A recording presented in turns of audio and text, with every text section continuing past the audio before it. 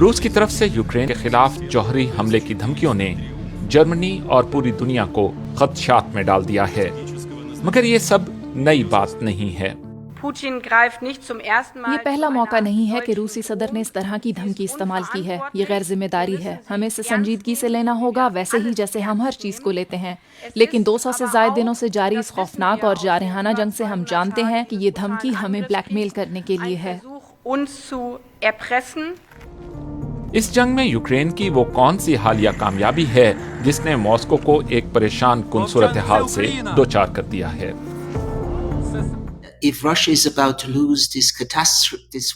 اگر روس یہ جنگ خطرناک انداز سے ہارتا ہے فوجی تباہی کی شکل میں، تو میں پوری طرح قائل ہوں کہ روسی لیڈرشپ، خاص طور پر ولادیمیر پوٹن، ہر طرح کے ذرائع استعمال کریں گے، ہر دستیاب طریقے کو استعمال کریں گے تاکہ یوکرین کی جنگ کو روسی فیڈریشن کی فوجی تباہی بننے سے روکا جا سکے، جن میں پھر جوہری ہتھیار بھی شامل ہوں گے۔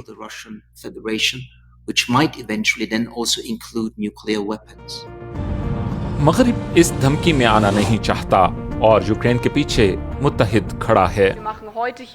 ہم یہاں یہ بات آج واضح کر رہے ہیں کہ ہم بطور یورپی یونین، بطور G7 پارٹنرز، بطور اقوام متحدہ کی عالمی برادری ان دھمکیوں کے سبب متزلزل نہیں ہوں گے، بلکہ ہم یوکرین کو اس کے ذاتی دفاع کے حق میں مدد فراہم کرتے رہیں گے۔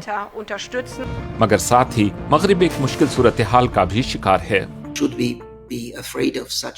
کیا ہمیں اس طرح کی صورتحال سے خوف زدہ ہونا چاہیے اور یوکرین کی مدد کے حوالے سے اپنی کوششوں میں کمی لے آنی چاہیے، یا کیا حکومتیں سمجھتی ہیں کہ یہ بہتر ہے کہ بلیک میل نہ ہوا جائے اور ایک جوہری جنگ تک کا خطرہ مول لیا جائے؟ جو بھی لائحہ عمل اختیار کیا جائے وہ مغربی ممالک کے رہنماؤں کے لیے ایک مشکل فیصلہ ہوگا۔